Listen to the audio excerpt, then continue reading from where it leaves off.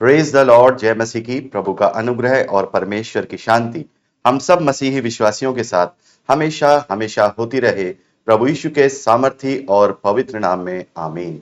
मेरे प्यारे भाई बहनों, आज की रविवार की सभा में आप सभी का बहुत बहुत स्वागत है। आज महीने का पहला रविवार है और आज हम पूरी कलीसिया मिलकर के प्रभु भोज के संस्कार में शामिल होते हैं और इसीलिए आज ये YouTube पर सुबह लाइव नहीं होता। हम लोग गूगल मीट में मिलते हैं। अलग अलग जगहों पे जो हमारी कलीसियाएं हैं, प्रभु की देह है, वो आपस में रोटी तोड़ने का संस्कार करते हैं, प्रभु को स्मरण करते हैं। लेकिन उससे पहले हम प्रभु के वचन को प्रभु के वचनों के द्वारा प्रचार भी करते हैं। और अभी तो ये लाइव चल रहा है, लेकिन YouTube पे भाई बहन इसे शाम को देख रहे होंगे। तो आइए आज के विषय की ओर चलते हैं। और मैं एक बार गूगल मीट पर चाहूंगा कि आप लोगों को प्रेजेंटेशन दिखाई दे रहा है अच्छे से, तो एक बार मुझे बता दीजिए। चलिए, प्रभु का धन्यवाद है, हम आगे बढ़ेंगे। ठीक है, चलिए।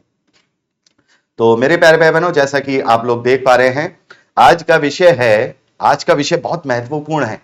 हमें बड़े ध्यान से सुनना है। आज का विषय है प्रभु भोज के लिए बपतिस्मा क्यों जरूरी है। अंतिम भोज और प्रभु भोज में अंतर समझो।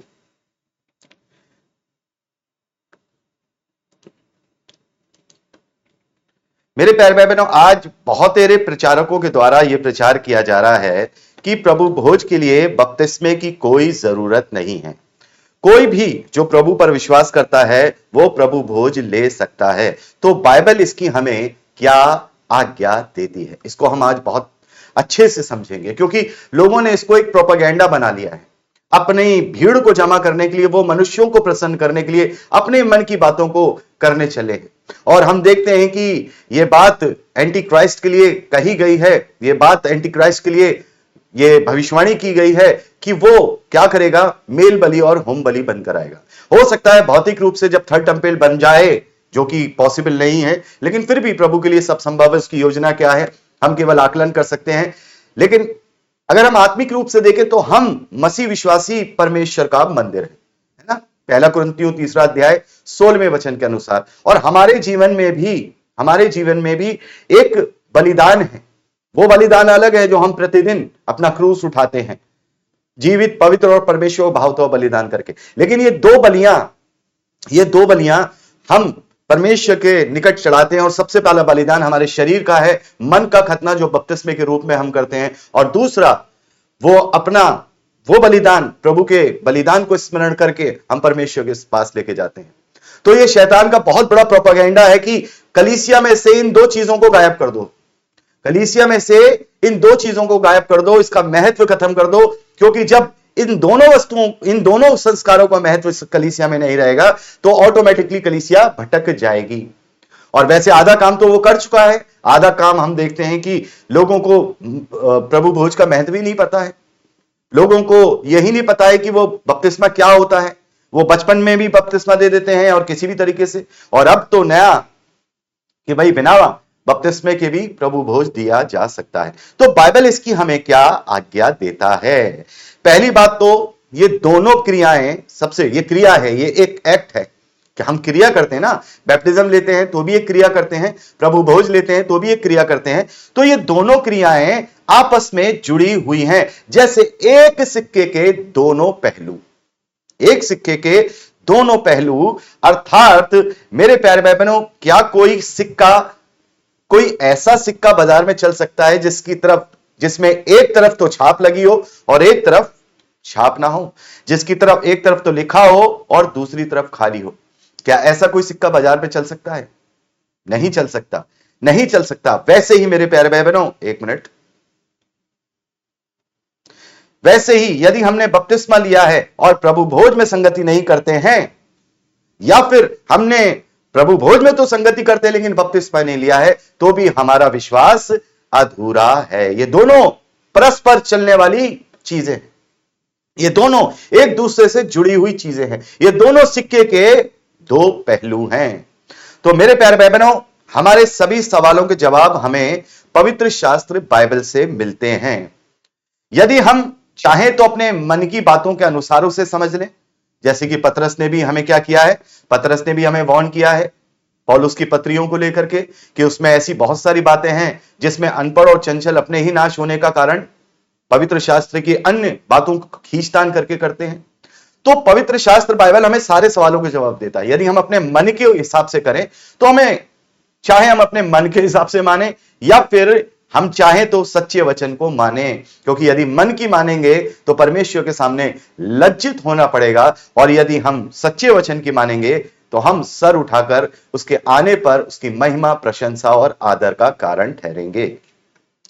क्योंकि ये क्रियाएं सीधे तौर पर प्रभु की आज्ञाओं से जुड़ी हैं, जिसे हम अपने मन के हिसाब से नहीं मान सकते कि हमारा मन ये कह रहा है, हमारा लॉजिक ये कह रहा है, हमारा दावा ये कह रहा है, हम इस तरीके से साबित कर देंगे, हम उस तरीके से साबित कर देंगे। ये हमारे मन की बनाई बातें नहीं है जो हम अपने मन के लॉजिक के हिसाब से इन्हें पूरा कर सकें।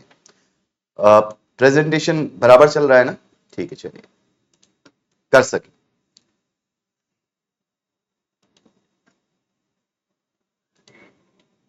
मेरे प्यारे भाई बहनों, प्रभु यीशु ने हमें सभी शारीरिक संस्कारों और आडंबरों से स्वतंत्रता दी है। हम अच्छी तरह से जानते हैं कि प्रभु यीशु मसीह ने हमें सारे आडंबरों से, सारे शरीर के कार्यों से, कैंडल जलाना, अगरबत्ती जलाना और दूसरे जो विधि विधान, बलि, सब, इन सब से प्रभु ने क्या की है? हमें स्वतंत्रता दी है। और हमारे आराधना का कोई तरीका नहीं बताया। यहां तक कि जो यहूदी आराधना किया करते थे उनका भी एक तरीका था कि वो पवित्र शास्त्र बाइबल की बातों को पढ़ा करते थे, हिला करते थे, दंडवत किया करते थे, और उसके बाद नकल करके इस्लाम ने भी ये कर लिया कि उनकी भी आराधना का एक तरीका होता है, वो अपना उठते बैठते सब कुछ करते हैं, और बहुत अलग अलग जगहों पे आराधना के तरीके होते हैं। लेकिन मसीह विश्वासियों में किसी भी प्रकार का कोई आराधना का तरीका, हम कहें आडंबर के रूप में या शरीर के रूप में नहीं है। और बहुत सारे ऐसे हैं जो कोशिश करते हैं कि अपनी आराधना को हम शरीर के अनुसार करें, बहुत सारे डिनोमिनेशन, लेकिन वो प्रभु ने हमें नहीं सिखाया। प्रभु ने हमें स्वतंत्रता दी है। लेकिन दो क्रिया, मैं बार बार क्रिया इसलिए कह रहा हूं, ये शारीरिक क्रिया है। दो क्रिया अर्थात शारीरिक कार्य, फिजिकल एक्ट करने की आज्ञा दी है, केवल दो। एक वन टाइम है और एक फुल टाइम है। एक वन टाइम है और एक फुल टाइम है। जो दिखती तो शारीरिक है, लेकिन वह सीधे तौर पर आत्मिकता से और प्रभु की आज्ञा से जुड़ी हुई है। पहला है बैप्टिज्म, फन टाइम, और दूसरा है प्रभु भोज, यानी कि लॉर्ड्स सपर, होली कम्युनियन, ऑल टाइम, यानी कि फुल टाइम। ये वन टाइम, ये फुल टाइम। तो मेरे प्यारे भाई बहनों, प्रभु ने इसकी आज्ञा क्यों दी? क्योंकि ये दोनों क्रिया प्रभु की देह से जुड़ी हैं। अब कोई सोचेगा कि बपतिस्मा प्रभु की देह से कैसे जुड़ा है? यस, बैप्टिज्म भी प्रभु की देह से जुड़ा है, द बॉडी ऑफ क्राइस्ट। और ये दूसरा भी जो हम क्रिया करते हैं प्रभु भोज की, वो भी मसीह के देह से जुड़ी है। अर्थात पहली मसीह की देह से और दूसरी मसीह के बलिदान, देह के एकीकरण और कर्तव्य के, बड़े ध्यान से इस पे लाइन अंडरलाइन करिए, उसके स्मरण से, रिमेम्बरेंस से जुड़ी हुई है। ठीक है। लेकिन सवाल ये उठता है कि तो फिर विश्वास किससे जुड़ा है ना? भाई देखिए, बपतिस्मा किससे जुड़ा है? प्रभु की देह से। और प्रभु भोज किससे जुड़ा है? प्रभु की बलिदान की देह से, प्रभु की देह के एकीकरण से, प्रभु के जो है देह के कर्तव्यों के स्मरण से। लेकिन विश्वास किससे जुड़ा है? यहीं पे आके लोग धोखा खा जाते हैं। मेरे प्यारे भाई बहनों, विश्वास, बड़े ध्यान से, विश्वास किससे जुड़ा है? विश्वास ना तो प्रभु की देह से जुड़ा है, ना ही विश्वास बलिदान की देह से जुड़ा है। विश्वास किससे जुड़ा है? विश्वास सुसमाचार सुनना, बड़े ध्यान से, सबसे पहले सुसमाचार सुनना, सुसमाचार पर विश्वास करना, पश्चाताप करना, मन फिराने से जुड़ा है। और यह विश्वास और अंगीकार हमारे पापों की क्षमा, छुटकारा और उद्धार से जुड़ा है। किससे जुड़ा है? देह की क्रियाओं से नहीं जुड़ा।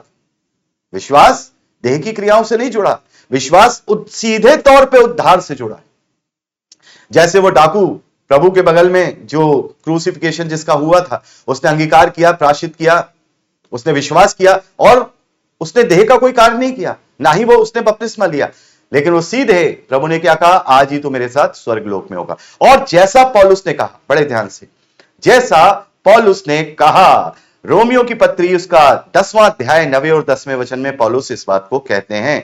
अरे ये बार बार क्यों गड़बड़ कर रहा है, चलिए, यदि तू अपने मुंह से प्रभु यीशु को प्रभु जानकर इनका अंगीकार करे और अपने मन से विश्वास करे, बड़े ध्यान से, तो कि परमेश्वर ने उसे मरे हुओं में से जिलाया, तो निश्चय तू उद्धार पाएगा। यहां कहीं भी बपतिस्मे का जिक्र है?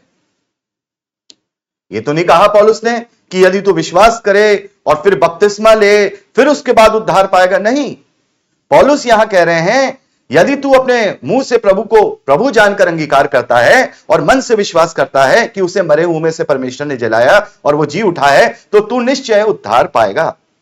आगे लिखा है, क्योंकि धार्मिकता के लिए, कौन सी धार्मिकता? प्रभु के द्वारा जो हमें धार्मिकता मिली है, उस धार्मिकता के लिए मन से विश्वास किया जाता है और उद्धार के लिए मुंह से अंगीकार किया जाता है। तो मेरे प्यारे भाई बहनों, विश्वास जुड़ा है हमारे पापों की क्षमा से, विश्वास जुड़ा है हमारे प्रायश्चित से, हमारे मन फिराव से, विश्वास जुड़ा है हमारे छुटकारे से, विश्वास जुड़ा है हमारे उद्धार से। जो कोई, क्योंकि प्रभु यीशु मसीह के शब्द, ये वचन है, प्रभु कहते हैं जो कोई इकलौते पुत्र पर विश्वास करेगा वो नाश नहीं होगा परंतु अनंत जीवन पाएगा। तो विश्वास किससे जुड़ा है? उद्धार से जुड़ा है। तो उद्धार के लिए बपतिस्मे की जरूरत नहीं है, क्योंकि प्रभु के साथ जो डाकू क्रूस पर विश्वास और अंगीकार करता है उसने निश्चय उद्धार पाया है, उसने निश्चय उद्धार पाया है। लेकिन जैसा अभी हमने बात की कि ये जो बैप्टिज्म है और जो ये प्रभु भोज है, ये मसीह की देह से जुड़ी है, ये हमें समझना है। हालांकि जो पुरानी कलीसियाएं हैं उसमें बहुत ये परमेश्वर की आज्ञा के विरोध में होता है, और वो इस गलत जानकारी की वजह से होता है कि वो बच्चों को भी बैप्टिज्म दे देते हैं, बच्चों को भी बैप्टिज्म दे देते हैं। वो गलत जानकारी है कि अगर इसका बपतिस्मा नहीं हुआ तो उसका उद्धार नहीं होगा, और वो उस गलत जानकारी के चक्कर में वो सोचते हैं कि हम बच्चों को बैप्टिज्म दे दें ताकि इसका उद्धार ना हो, बल्कि उद्धार विश्वास से जुड़ा है।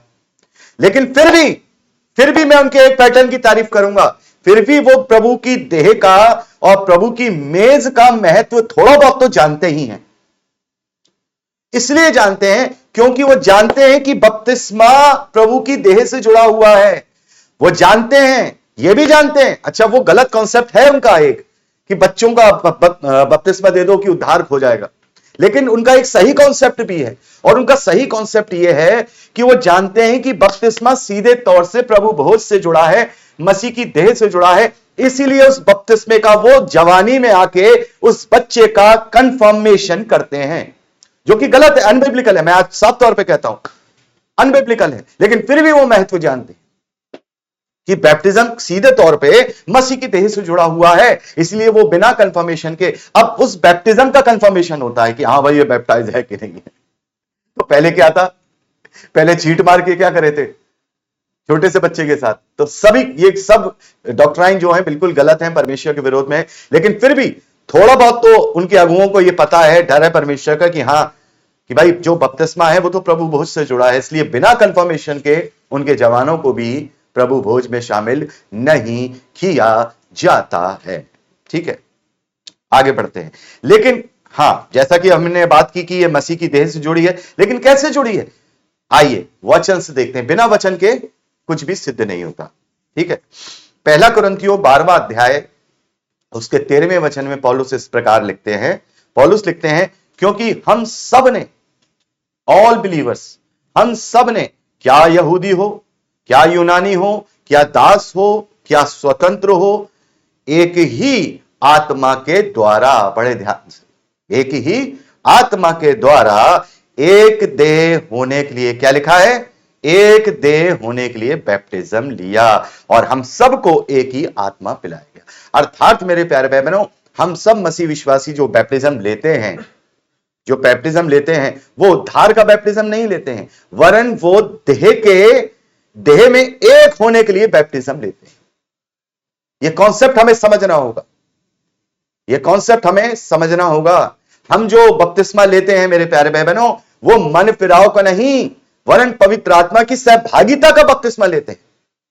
जैसे मैं आपको बताना चाहता हूं, चेलों ने, प्रभु के चेलों ने कौन सा बपतिस्मा लिया था? जब तक प्रभु बलिदान नहीं हुए थे, पेंतकुस्त के दिन तक, जब तक पवित्र आत्मा नहीं आया था, कौन सा बपतिस्मा लिया था? मन फिराव का बपतिस्मा लिया था, यानी कि पश्चाताप का बपतिस्मा लिया था। लेकिन प्रभु ने उनसे क्या कहा? प्रभु ने उनसे कहा कि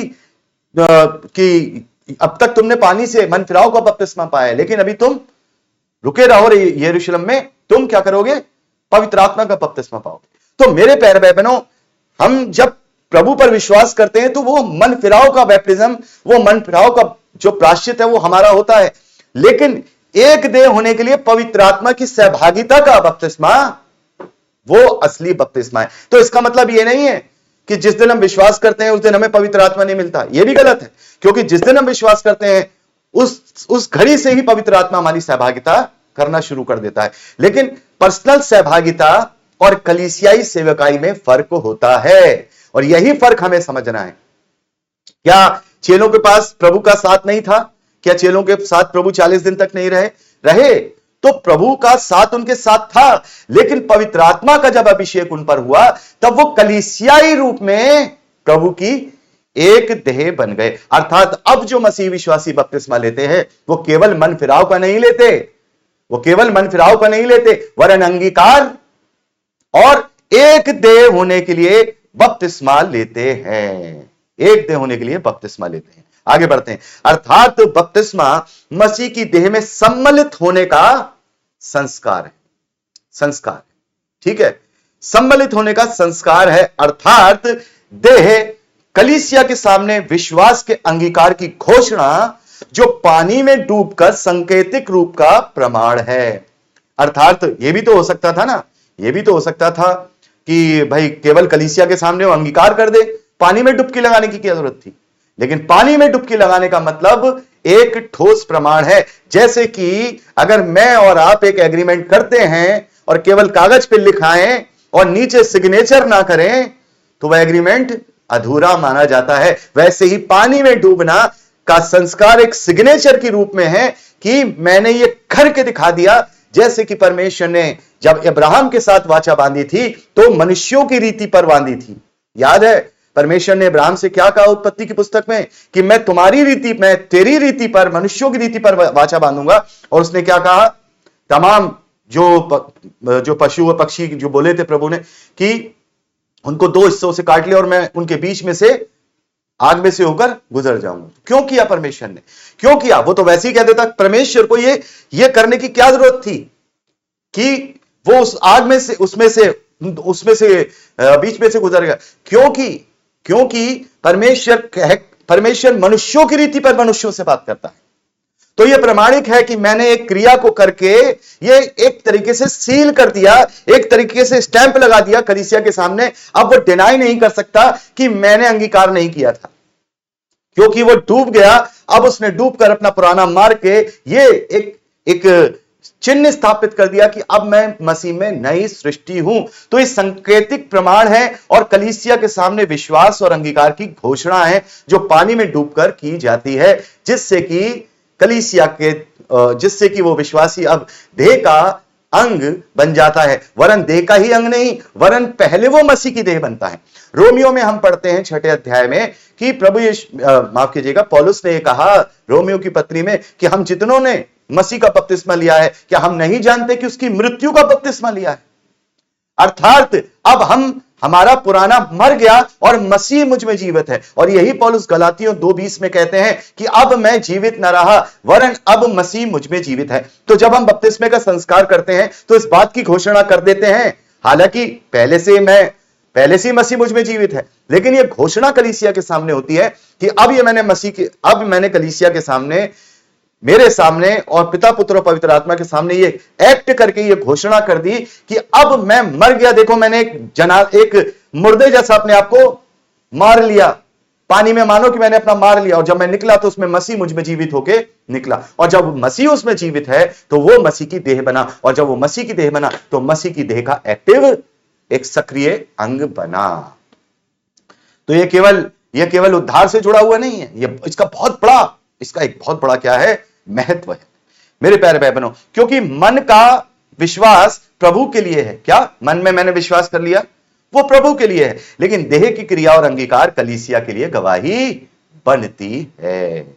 आगे लिखा है, अर्थात अब कलीसिया गवाह है कि इस पर्टिकुलर विश्वासी ने अपने पुराने को मार दिया, हालांकि वो पहले ही मन फिरा चुका है, लेकिन वो रिश्ता उसका किससे है, परमेश्वर से और प्रभु से।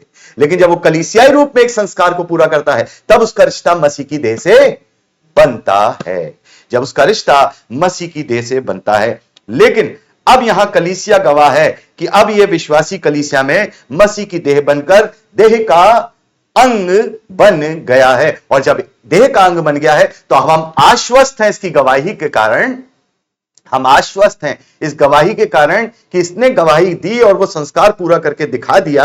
अब हम प्रभु की रोटी में उसे साझा कर सकते हैं, क्योंकि अब गवाही हो गई। 2 या 3 की गवाही, 3 की गवाही, पहली गवाही उसकी खुद की गवाही, दूसरी गवाही कलीसिया की गवाही, और तीसरी गवाही पिता, पुत्र और पवित्र आत्मा की गवाही। जैसे पर प्रभु यीशु मसीह के समय में 3 गवाही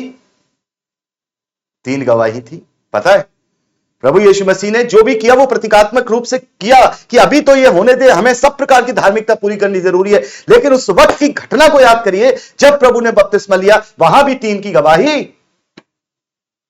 पहली गवाही यूहन्ना बपतिस्मा देने वाले की, उसने कहा, देखो ये परमेश्वर का मेमना है जो जगत के पापों को उठा ले जाता है।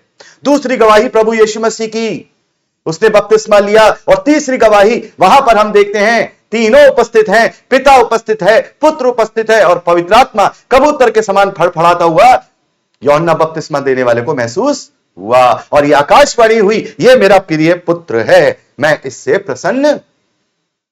ऐसे ही जब हम बपतिस्मा लेते हैं, भले ही हम मन फिरा करके प्रभु में उद्धार पा चुके हैं, छुटकारा पा चुके हैं, लेकिन जब हम बपतिस्मा लेते हैं तब उसी प्रकार की क्या होती है, एक क्रिया होती है कि मैं गवाही देता हूं कि मैंने अपने आप को मार दिया। कलीसिया गवाही देती है कि हां यह विश्वासी बन गया। और उसी के साथ साथ, क्योंकि बपतिस्मा हम लेते हैं पिता, पुत्र और पवित्र आत्मा के नाम से, यानी उसके वास्ते में, तो पिता, पुत्र और पवित्र आत्मा गवाही देता है कि हां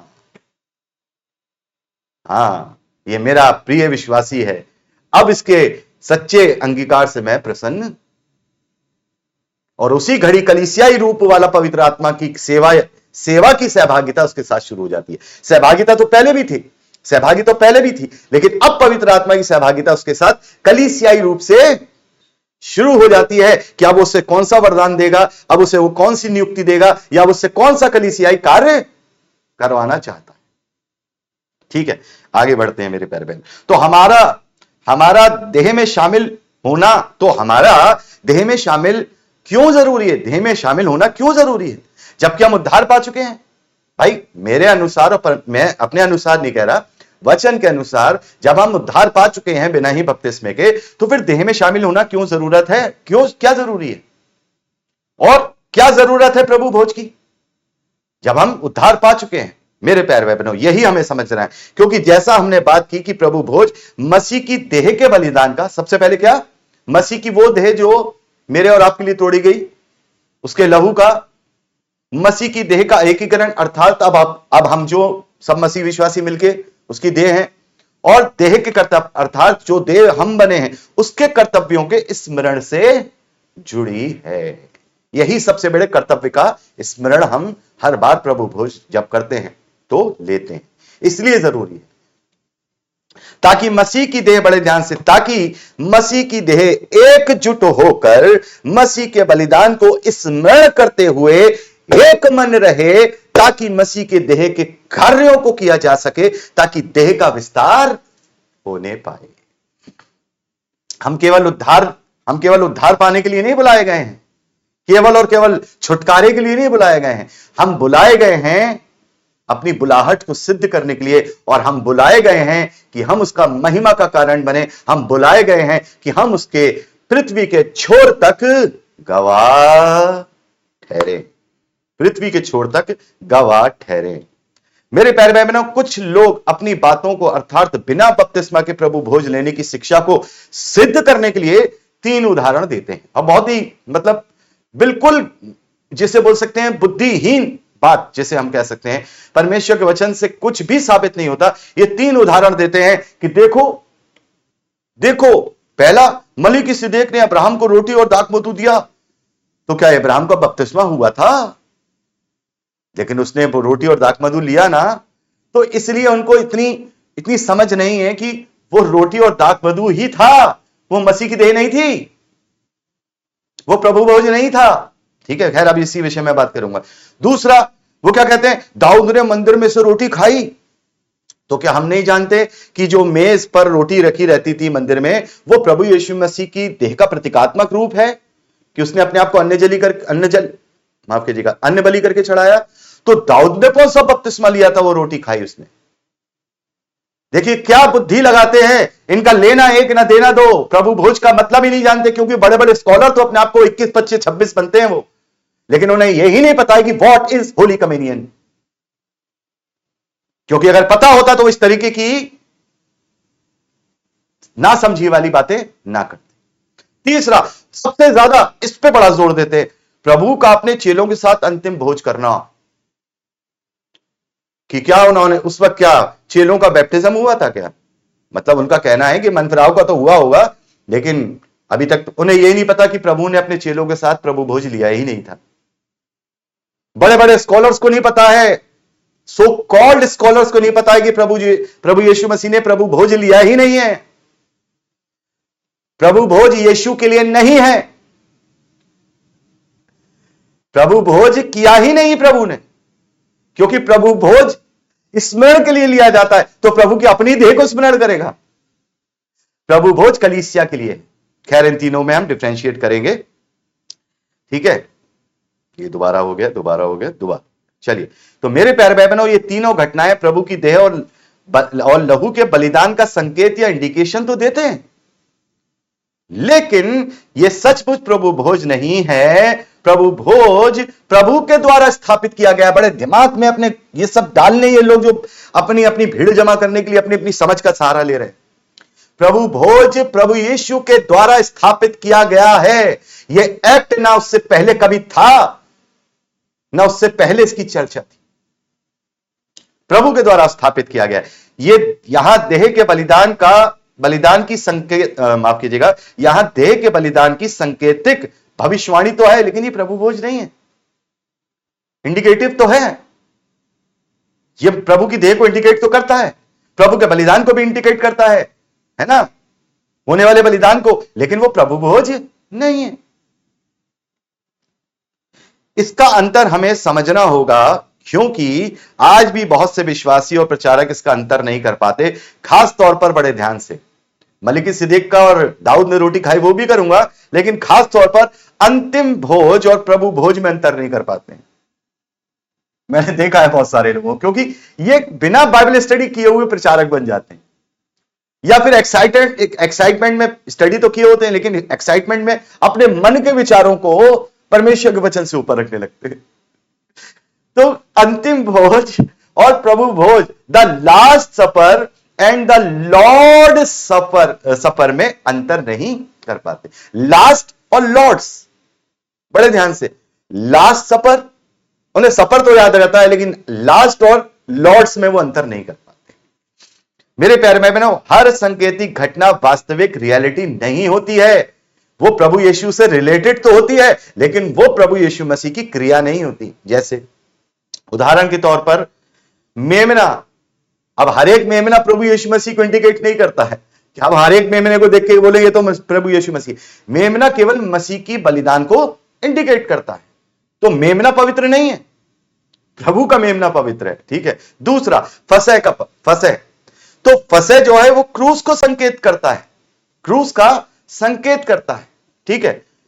पीतल का सांप प्रभु यीशु मसीह के छुटकारे यानी कि पापों से छुटकारे को संकेत करता है, लेकिन वो प्रभु यीशु मसीह नहीं है कि हम पीतल के सांप को बोले कि वो प्रभु यीशु मसीह था। यही बात हो गई ना। अगर मलिकिसिदक के रोटी देने को प्रभु भोज से जोड़ रहे हैं, या दाऊद के द्वारा मंदिर में रोटी खाए जाने को प्रभु भोज से जोड़ रहे हैं, तो फिर तो हम ये भी कहेंगे कि मूसा ने जो लटकाया था वो मसीह को लटकाया था। लेकिन वो सांकेतिक भविष्यवाणियां हैं, वो मसीह से रिलेटेड करती हैं कि जिस तरीके से इजरायलियों तुम्हें तुम्हारे पापों से ये ऊंचे पे लटका पीतल का सांप देखने पर तुम बचते हो, वैसी तुम्हारे पापों से लदा बदा पीतल की वेदी पर एक होगा जिस पर विश्वास करने के द्वारा तुम्हारे पाप क्षमा होंगे। यह संकेत था। इसका मतलब यह नहीं कि हम सांप से प्रभु यीशु मसीह को जोड़ने लगे। सांप पाप को इंडिकेट करता है, पीतल वेदी को इंडिकेट करती है। और ऊंचे पर चढ़ाया जाना, ऊंचे पर लटकाया जाना, काट पर लटकाया जाना, उस पीतल के सांप को काट पर लटकाया गया, वो प्रभु यीशु मसीह को काट पर लटकाए जाने का संकेत देती है। लेकिन क्या आप ये कह सकते हो कि हम पीतल का सांप भी घर में रख सकते हैं? कह सकते हो? कितनी मतलब समझदारी की बात करते हैं लोग, है ना? नहीं कर सकते। आगे इसहाक का बलिदान, इसहाक के बलिदान की घटना, वहां यीशु मसीह नहीं था इसहाक, लेकिन वहां एक संकेतात्मक घटना वहां परमेश्वर ने करवाई कि तेरा बचा लिया, अपना दे दूंगा। इब्राहिम तेरा बचा लिया, लेकिन मैं अपना पुत्र दे दूंगा। तो अब यह बोले कि भाई इसहाक जो है प्रभु यीशु मसीह था, तो परमेश्वर ने तो अपने पुत्र को नहीं बचाया, इसहाक को बचाया ना। तो लेकिन इनमें से कोई भी स्वयं वास्तविकता या रियलिटी नहीं था, केवल शैडो थी, परछाई थी। मूल बातें मसीह में पूरी होती हैं, मूल बातें मसीह में पूरी होती हैं। ऐसे ही वो शैडो था मसीह के बलिदान का, वो शैडो था मसीह की देह का, वो शैडो वो घोषणा थी मसीह की देह की, लेकिन प्रभु भोज नहीं था। उसी प्रकार मलिकिसिदक की रोटी, दाऊद की रोटियां और अंतिम भोज अपना अपना अलग महत्व रखते हैं। ये सभी किसी ना किसी प्रकार से मसीह की ओर संकेत करते हैं, लेकिन यह प्रभु भोज लॉर्ड्स सपर नहीं है। यह अंतिम भोज लॉर्ड सपर नहीं है। मेरे प्यारे भाई बहनों, प्रभु भोज प्रभु यीशु ने अपने बलिदान से स्थापित किया है, और उसका अलग ही मकसद है, जो मसीह के द्वारा मसीह की देह के बलिदान, मसीह की देह के एकीकरण और मसीह की देह के कर्तव्य के स्मरण से जुड़ी हुई। प्रभु ने कहा मेरे स्मरण में ये किया करो। तो क्या मलिकिसिदक ने प्रभु के स्मरण में किया था? क्या उस वक्त मसीह बलिदान हुआ था? दाऊद ने जब वो रोटी खाई तो क्या वो सचमुच मसीह की देह थी? नहीं, वो संकेत करती थी। लेकिन वो अभी तक तो मसीह की देह वो रोटी नहीं बनी थी। वो रोटी कब बनेगी? वो रोटी कब बनेगी? जब वो बलिदान होगा। तो वो प्रभु भोज नहीं है। ऐसे ही अंतिम भोज में भी प्रभु जो फसह की रोटी खा रहे हैं, वो फसह की रोटी भी प्रभु की देह नहीं बनी है, लेकिन वो एक प्रतीकात्मक रूप है, क्योंकि वो फसह की रोटी खा रहा है, और प्रभु स्वयं फसह है।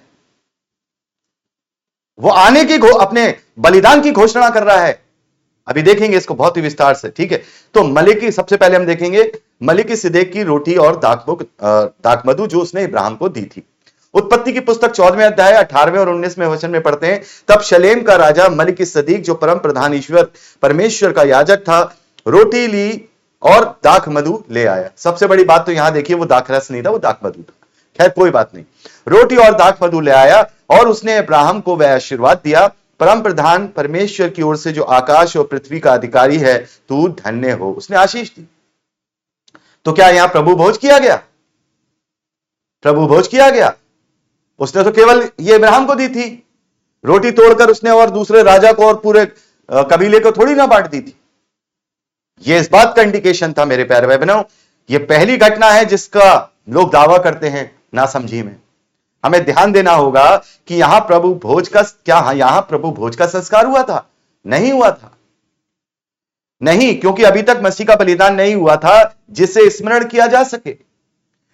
उसने यानी कि मलिकिसिदक ने केवल इब्राहिम का स्वागत किया और आशीष दी, और बड़े ध्यान से रोटी और उसने दाखमधु क्यों दिया? आशीष दी। रोटी और दाखमधु देना एक प्रतीकात्मक भविष्यवाणी है जो मसीह के बलिदान से जुड़ी हुई है। बड़े ध्यान से, जो मसीह के बलिदान से जुड़ी हुई है, और सबसे बड़ी बात उसके महायाजकीय तत्व की ओर संकेत करता है। अर्थात मलिकिसिदक याजक किसके प्रभु यीशु मसीह किसकी रीति पर याजक बना? इब्रानियों की पत्री 7वां अध्याय पढ़िए, 6वां अध्याय पढ़िए, 5वां अध्याय पढ़िए। प्रभु यीशु मसीह मलिकी सदीके की तर्ज पर उसे महायाजकीय पद मिला। तो उसका रोटी और दाख पर दूध देना इस बात को इंडिकेट करता है कि असली महायाजक आएगा और वो अपनी देह और अपने लहू का बलिदान करके तुम्हें रोटी देगा, और वो असली आशीष होगी। और इब्राहिम, वो तेरे ही वंश से आएगा और तेरे वंश की प्रतिज्ञा का वो सभी जो उस पर विश्वास करेंगे वारिस बनाएंगे। यह भविष्यवाणी थी। वो प्रभु भोज था, वो प्रभु भोज नहीं था, ठीक है, लेकिन यह प्रभु भोज की स्थापना नहीं थी। दूसरा, दाऊद के द्वारा पवित्र रोटियां खाना। शमूएल की पहली पत्री 21वें अध्याय में हम पढ़ते हैं, यह घटना तो प्रभु की मेज से और भी अलग है। यह घटना तो बिल्कुल ही अलग है। ये शो ब्रेड अर्थात भेंट की रोटियां थी जो मंदिर या मिलाप वाले तंबू में पवित्र स्थान में मेज पर 12 रोटियों के रूप में रखी जाती थी, जो कि 12 गोत्रों को इंडिकेट करती थी, लेकिन असल में वो अन्य बलि को इंडिकेट करती थी, प्रभु की देह को इंडिकेट करती थी, ठीक है। लेकिन उस वक्त वो केवल इंडिकेट करती थी, वो मसीह की देह नहीं थी जो दाऊद ने खा ली, इंडिकेट करती थी, ठीक है। जिनको खाने का अधिकार केवल याजकों के पास था, उन रोटियों को केवल कौन खा सकता था? व्यवस्था के अनुसार केवल याजक खा सकते थे। ये कोई फसह की रोटियां नहीं थी, ये मसीह के बलिदान की भेंट को, उसकी भेंट चढ़ावे को, 5 बलिदानों में से एक बलिदान को संकेत तो कर सकती है, लेकिन ये प्रभु की देह नहीं है। प्रभु यीशु ने स्वयं इस घटना को मती रची सुसमाचार 12वें अध्याय में बहुत अच्छी तरह से समझाया है कि परमेश्वर दया चाहता है, बलिदान नहीं, और यह सिद्ध करने के लिए उसने दाऊद का उदाहरण दिया। क्योंकि जब उसके चेले सब्बत के दिन क्या कर रहे थे? खा रहे थे, तो फरीसियों और सदूकियों ने, शास्त्रियों ने कहा, अरे तेरे चेले तो सब्त के दिन कार्य करते हैं। तब प्रभु ने उन्हें समझाया कि प्रभु दया से प्रसन्न होता है, परमेश्वर दया से प्रसन्न होता है, बलिदान से नहीं। क्या तू नहीं जानता कि दाऊद ने भी अपनी परेशानी के समय में मंदिर की भेंट की रोटियां खाई थी? यह बताने के लिए प्रभु ने यह बात की थी। यह नहीं कहा था कि प्रभु ने कि वो मेरी देह थी। परमेश्वर की दया व्यवस्था की विधियों से बड़ी है। प्रभु ने वहां यह बात समझाई थी और कहा सब्त के दिन को मनुष्यों के लिए बनाया गया है, ना कि मनुष्यों को सब्त के दिन के लिए। तो उसने क्लियर करी थी सारी बातें। इसे प्रभु भोज का उदाहरण नहीं कहा जा सकता, क्योंकि प्रभु भोज का संस्कार देह के स्मरण का है, केवल खाने का नहीं है। कि रोटी आजकल, क्योंकि आप लोग उसे खाना ही समझते हो, असल में ये समझदार बुद्धिमान लोग प्रभु भोज को केवल ग्रहण करना समझते हैं, उन्हें उसका महत्व ही नहीं पता है कि हम ले क्यों रहे हैं, इसलिए उसे वो खाना और प्रसाद समझते हैं। इसलिए यहां पे दाऊद के खाने से उन्होंने जोड़ दिया। अरे दाऊद वहां दूसरी चीज कर रहा, केवल खाने का नहीं है। अब बात करते हैं अंतिम भोज की, जिसमें सबसे ज्यादा कंफ्यूजन है। अंतिम भोज, द लास्ट सपर की या लास्ट पासओवर मील, यहां पर हमें समझना होगा वो लास्ट भोजन तो था, क्योंकि प्रभु ने अपने चेलों के साथ आखिरी भोजन किया था बलिदान से पहले, लेकिन हकीकत में वो क्या था? लास्ट पासओवर मील नहीं, केवल फसह का भोजन नहीं, केवल वो फसह का भोजन नहीं था जो प्रभु उस वक्त क्या कहते हैं कि मेरी बड़ी इच्छा है कि मैं तुम्हारे साथ फसह का भोजन करूं, चलो तैयारी करो। चेलों ने तैयारी करी और प्रभु ने फसह का भोजन उनके साथ खाया। लेकिन बड़े ध्यान से हमें देखना है, ये लास्ट पासओवर मील था, ये अंतिम फसह का भोजन था, अंतिम फसह का। क्योंकि जो नहीं जानते ना, तो वो तो बुद्धिमानी की बातें करेंगे। ये अंतिम फसह का भोजन था, क्योंकि ये यहीं पे सबसे आके लोगों को भ्रम हो जाता है कि प्रभु भोज लिया था प्रभु ने कोई प्रभु भोज नहीं लिया। उसने अंतिम भोजन किया, द लास्ट पासओवर मील, अंतिम फसह का भोजन अपने चेलों के साथ किया। अंतिम भोज वास्तव में क्या है? अंतिम भोज, बड़े ध्यान से, अंतिम भोज जो प्रभु ने लिया, द लास्ट पासओवर मील, अंतिम फसह का भोजन वास्तव में क्या था? वह फसह का भोजन अर्थात पुरानी वाचा का अंतिम फसह था। जानते क्यों अंतिम फसह क्यों था? प्रभु परमेश्वर की व्यवस्था के अनुसार, यहूदियों की व्यवस्था के अनुसार नहीं। यहूदी तो अभी भी मनाते फसह का पर्व, कुछ विश्वासी भी फसह का पर्व मनाते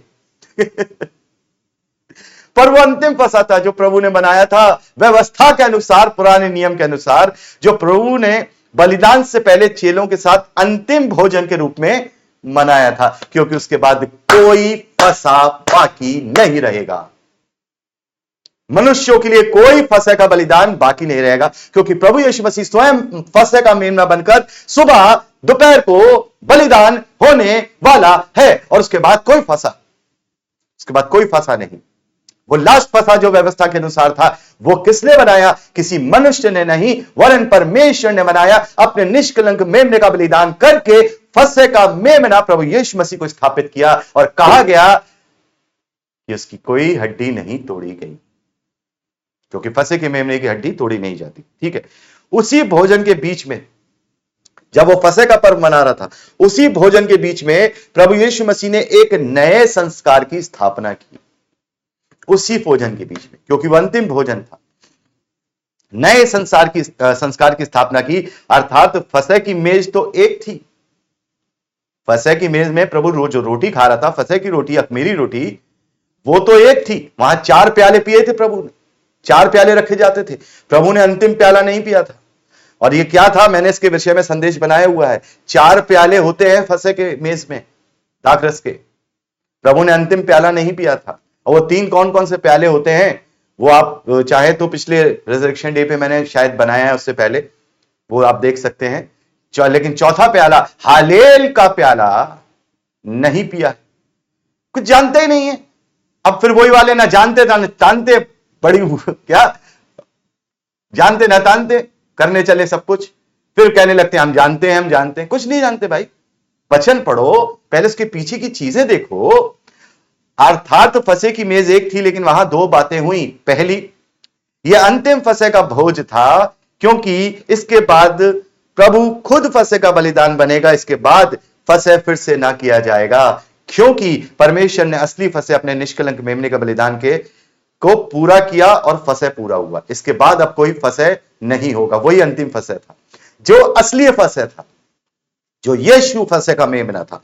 अब यीशु फसह का मेमना बनकर जो बलिदान हो गया, अब तू दूसरी बार फसह कैसे मना सकता है? तो अब मसीह जैसा मेमना कहां से लाएगा? इसलिए वो अंतिम फसह था, अंतिम भोज था। ठीक है, इसी दौरान प्रभु ने अपनी देह के स्मरण का संस्कार अर्थात प्रभु भोज की स्थापना की, जिसे लॉर्ड्स सपर, अंतिम भोज, लास्ट सफर, अंतिम भोज कहा जाता था, ना कि प्रभु भोज या लास्ट सफर। समझ गए? प्रभु भोज क्या? प्रभु भोज उस वक्त नहीं लिया प्रभु ने, लास्ट सफर लिया, फसह का भोज लिया, क्योंकि अब उसकी स्थापना प्रभु करने जा रहे थे। संस्कार अर्थात प्रभु भोज की स्थापना की, इसी कारण से इसे लास्ट सपर कहते हैं, अंतिम भोज कहते हैं, ना कि प्रभु भोज, ना कि लॉर्ड सपर। अगर प्रभु ने वहां प्रभु भोज किया होता तो इसे भी तो हम क्या कहते? लॉर्ड सपर। लेकिन वो लॉर्ड सपर नहीं था, वो लास्ट सपर था, क्योंकि वह पुरानी वाचा का अंतिम फसह था। यहां से बलिदान का स्मरण शुरू होता है, जिसे हम प्रभु भोज कहते हैं, अर्थात मसीह की देह का बलिदान, मसीह की देह के एकीकरण, मसीह की देह के कर्तव्य का स्मरण। और यह स्मरण तभी किया जाता है तब वो घटित हो जाता है। प्रभु भोज आप तभी कर सकते हो जब स्मरण के योग्य कार्य हो चुका हो। मलिकिसिदक ने नहीं किया था, दाऊद ने नहीं किया था, और प्रभु ने भी स्वयं प्रभु भोज नहीं किया। ठीक है, तो मेरे प्यारे भाई बहनों, प्रभु भोज कब आरंभ हुआ? प्रभु भोज कब आरंभ हुआ? जब प्रभु यीशु ने कहा, ये मेरी देह है जो तुम्हारे लिए तोड़ी जाती है, ये मेरी लहू में नई वाचा है, मेरे स्मरण में यही किया करना। क्या? अगर ग्रामर का महत्व देखें, वहां लिखा है कि यही किया करो, अर्थात अगले दिन से तो प्रभु बलिदान हो ही जाएंगे। तो लास्ट में कह रहे हैं कि तुम मुझे भूलना नहीं। ये वो रोटी है फसह के मेमने की अख़मीरी रोटी, जो तुम्हारे लिए है, जो थोड़ी जाएगी। ये लहू, ये दाखमधस नहीं है, ये नई वाचा का लहू है, जो जो बहुतों के पापों के लिए बहाया जाएगा। मेरे यादगार में यही करना। और अभी तक ना मसीह बलिदान हुए हैं, ना मसीह अभी नहीं, ना लहू बहाया है, वो मलिकिसिदक को प्रभु भोज से जोड़ रहे हैं। प्रभु भोज का संस्कार ही तभी बनेगा तब प्रभु का लहू बहेगा। प्रभु भोज का संस्कार ही तभी बनेगा जब उसकी देह तोड़ी जाएगी, क्योंकि उसका हम स्मरण करते हैं, कोई वहां पर कोई प्रसाद नहीं लेते। एक संस्कार करके ये प्रकटीकरण करते हैं कि प्रभु हम तेरी देह का एकीकरण करते हैं, कि प्रभु तेरी देह हमारे लिए तोड़ी गई, ले हमने एक दूसरे को तेरी देह को खा करके हमने तेरी देह को दोबारा से जोड़ दिया है, मेरे स्मरण में यही किया करो। लेकिन उस समय प्रभु ये आज्ञा दे रहे थे जब तक प्रभु का बलिदान नहीं हुआ था, वरन उसी दिन सुबह से तीसरे पहर तक प्रभु का क्रूस पर वास्तविक बलिदान हुआ कि नहीं हुआ? बड़े ध्यान से, लेकिन फिर भी बड़े ध्यान से कोई मुझे बता दे, लेकिन फिर भी यह संस्कार चेलों ने तब तक नहीं किया था। क्या चेलों ने, प्रभु ने तो सिखा दिया था उन्हें कि मेरे स्मरण में यह करना। अरे वो स्मरण तो छोड़ो, भाग गए, छोड़ के भाग गए, सारे के सारे छोड़ के भाग गए। पतरस ने 3 बार इनकार कर दिया। एमाउस के रास्ते पे चेले प्रभु को नहीं पहचान पाए। जब वो उनके बीच में आया, डर गए, भूत है। थॉमस कह रहा मैं यकीन नहीं करूंगा जब तक मैं पंजर में उंगली न डाल लूं। प्रभु ने कहा ले डाल, स्मरण तो छोड़ो, रोटी तो छोड़ो। वो तो यही सी मानने को तैयार नहीं थे कि प्रभु यीशु मसीह जी उठा है। स्वर्गदूत ने स्त्रियों को सुसमाचार सुनाया कि तुम खाली कब्र में क्या ढूंढती हो, वो अपने कहे अनुसार जी उठा है। वो 2 स्त्रियां चली गई, लेकिन मरियम वहीं रोती रह गई, रुकी रही, मेरे प्रभु का शव कहां ले गए। अरे वो नहीं सुना, उसका स्वर्गदूत का नहीं सुना। फिर प्रभु को आना पड़ा अपना कार्य छोड़ के जो अभी करने वाला था, कि हे मरियम। उसने कहा रब्बू नहीं, उसने मुझे मत छू, मैं भी ऊपर नहीं गया हूं, तू जाके कह दे कि मैं आता हूं, मिलूंगा सबसे। तब उसे यकीन हुआ, जाके बोलती है कि मैंने प्रभु को देखा, प्रभु जी उठा है। क्यों उन्होंने फिर अगले दिन से प्रभु की मेज में शामिल होना शुरू नहीं किया? नहीं किया था। अरे बुद्धिमानों, जरा सोचो, क्यों नहीं किया उन्होंने प्रभु की देह का स्मरण, जबकि प्रभु कह रहा है कि मैं जी उठूंगा, ये तुम्हारे लिए तोड़ी जा रही है। वो समझ नहीं रहे, नहीं किया। जब तक पवित्र आत्मा ना उतरा, अर्थात कलीसिया युग की शुरुआत ना हुई, तब तक किसी भी चेले ने रोटी नहीं तोड़ी थी। गारंटी के साथ यहां पे मैं आपको वचन से बोल रहा हूं, मुझे कोई सिद्ध कर दे, ठीक है। जब तक पवित्र आत्मा ना उतरा, अर्थात कलीसिया युग की शुरुआत ना हुई, तब तक यह संस्कार नहीं किया गया। अर्थात जब चेलों ने सच्चा बपतिस्मा पाया, अर्थात उनका मन फिराव का बपतिस्मा हो चुका था पहले यूहन्ना बपतिस्मा देने वाले के द्वारा, और प्रभु के चेले भी चेलों को बपतिस्मा दिया करते थे। लिखा है कि वो यूहन्ना बपतिस्मा देने वाले से भी ज्यादा उसके चेले बपतिस्मा दिया करते थे, लेकिन वो मन फिराव का बपतिस्मा था।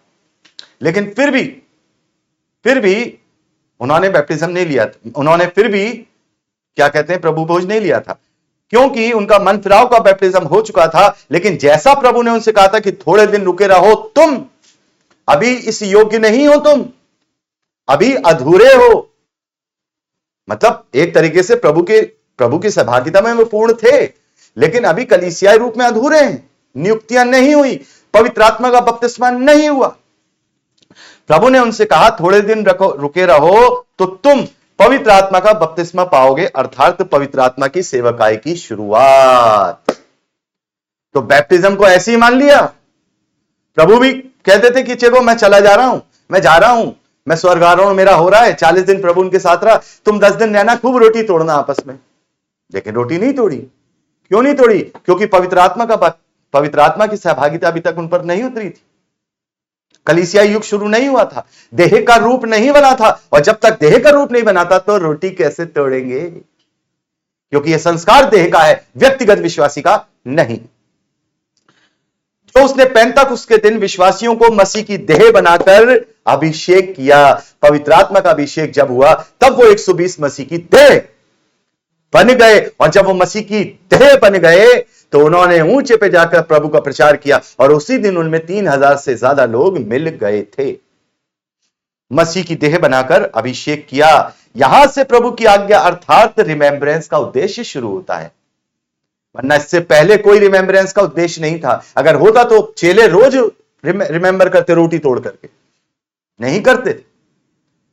उद्देश्य शुरू हुआ जो बलिदान, एकीकरण और कर्तव्य का स्मरण जैसा कि प्रभु ने आज्ञा दी थी शुरू होता है। तो स्मरण कब होता है? स्मरण कब होता है? किसी वस्तु का स्मरण उसके घटित होने के बाद ही होता है। उदाहरण, यदि कोई व्यक्ति जीवित है तो हम उसको स्मरण कैसे कर सकते हैं? बड़े ध्यान से, ठीक है। स्मरण तब होता है जब घटना पूरी हो चुकी हो। इस प्रकार प्रभु यीशु मसीह की मृत्यु, क्या कहते हैं पौलुस, कि जब कभी तुम ये रोटी और दाखरस पीते हो तो प्रभु की मृत्यु का जब तक ना आए प्रचार करते हो। तो पहले से कर लोगे, प्रभु साथ में होगा तो कर लोगे। हम तो उसके लौट के आने का प्रचार करते हैं, उसके जी उठने का प्रचार करते हैं, ठीक है।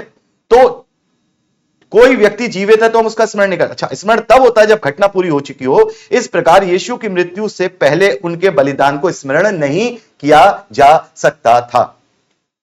इसलिए अंतिम भोज जो प्रभु ने चेलों के साथ किया वो स्मरण भोज नहीं था, वो प्रभु भोज नहीं था। वो क्या था? द लास्ट पासओवर मील, अंतिम फसह का भोजन, जिसमें प्रभु ने स्मरण भोज की स्थापना, जिसे हम प्रभु भोज कहते हैं, ताकि वो उसके बलिदान को कभी ना भूले, ठीक है।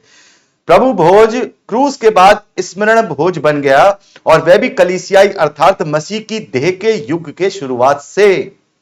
उससे पहले हम देखते हैं कि प्रभु 40 दिन चेलों के साथ रहा। क्या? कितने दिन?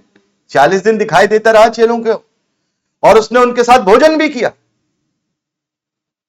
तो अब कह दो कि प्रभु भोज किया था, उसे तो कहीं नहीं लिखा कि उसने फिर अपने चेलों के साथ प्रभु भोज किया। अरे वो प्रभु भोज कैसे कर सकता है? वो खुद को स्मरण करेगा क्या रोटी तोड़कर?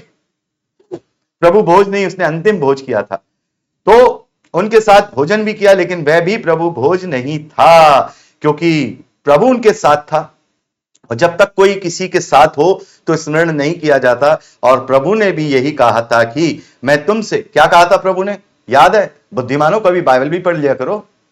क्या कहा था? मत्ती 26 उसके 29वें वचन में प्रभु कहते, मैं तुमसे कहता कि दाख का ये रस अर्थात चौथा प्याला उस समय, उस दिन तक कभी ना पीऊंगा जब तक तुम्हारे साथ अपने पिता के राज में नया ना पीऊं। तो ये हमें पीने के लिए आज्ञा दी गई है। प्रभु हमारे साथ तो तभी पिएगा चौथा प्याला, हालेल का प्याला, हालेलुया करते हुए, जब प्रभु के साथ हम उसके राज्य में, उसके पिता के राज्य में होंगे।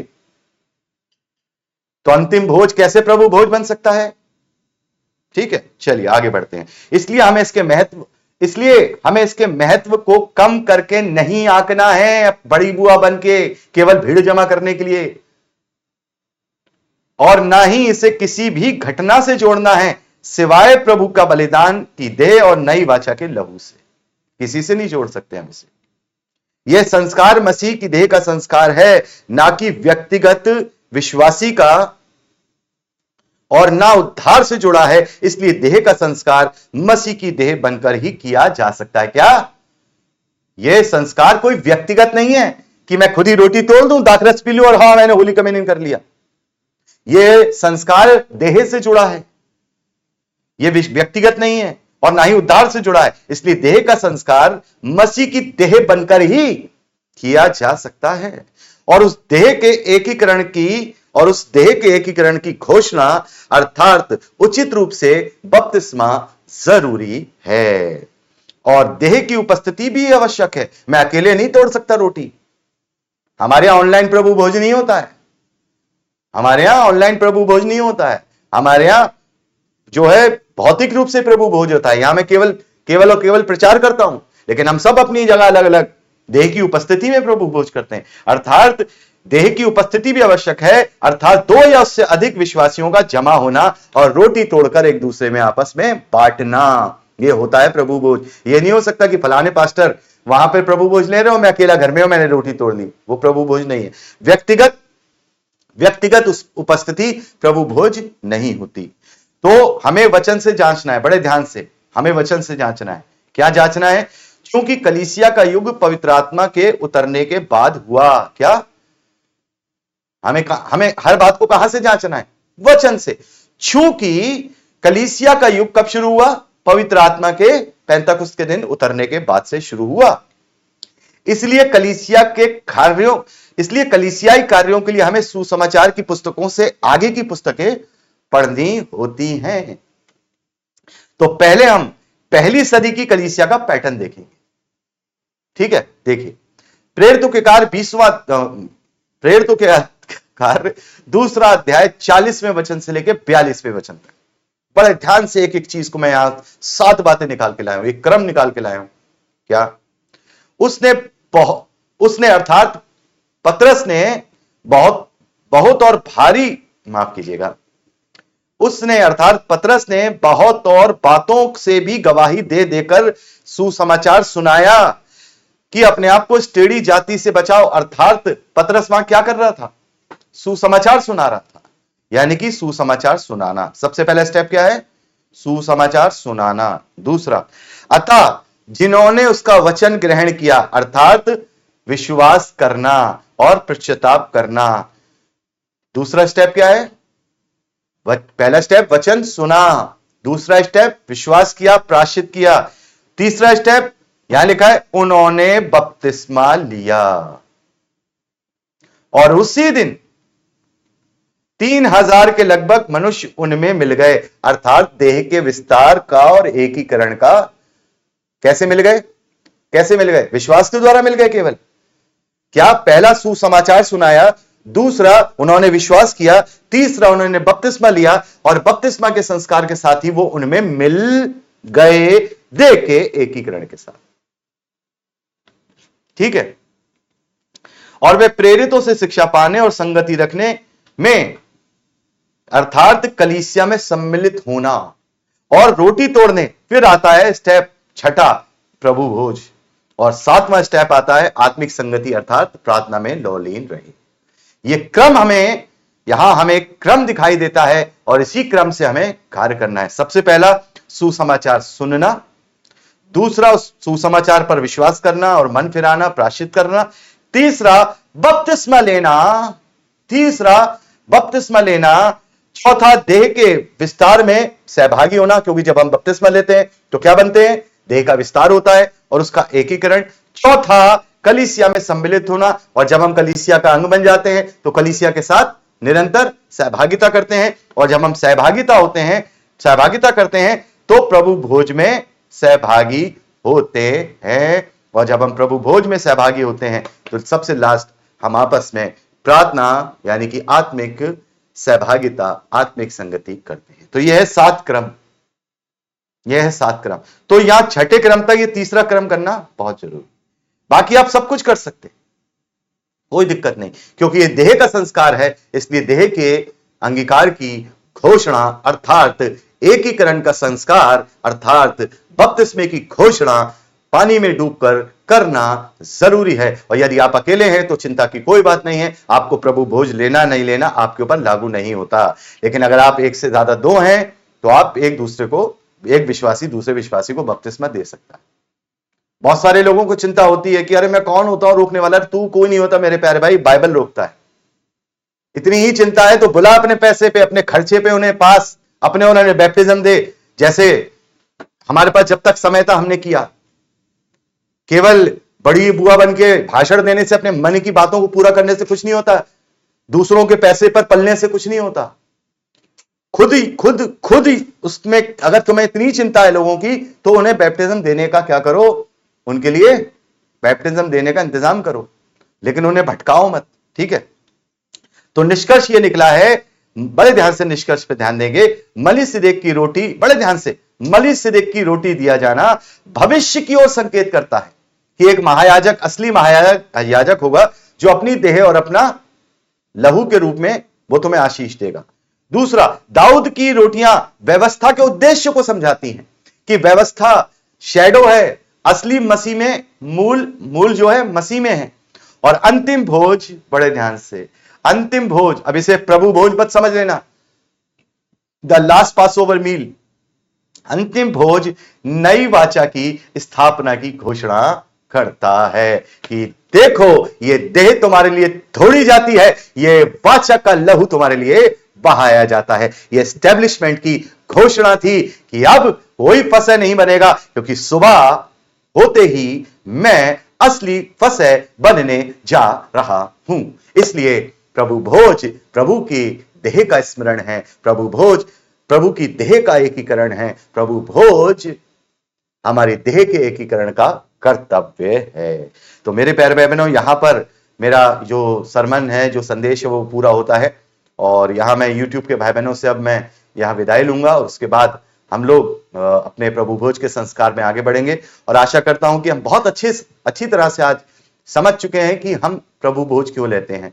और फिर भी अगर बहुत अच्छी तरह से समझना है तो पिछले महीने का जो पहले रविवार का जो संदेश अभी भी YouTube पे वीडियो सेक्शन में पड़ा होगा, उसे भी जरूर देखिएगा। आपको और अच्छे से पता चलेगा कि प्रभु भोज का महत्व असल में हमारे जीवन में, हमारे आत्मिक जीवन में क्या है।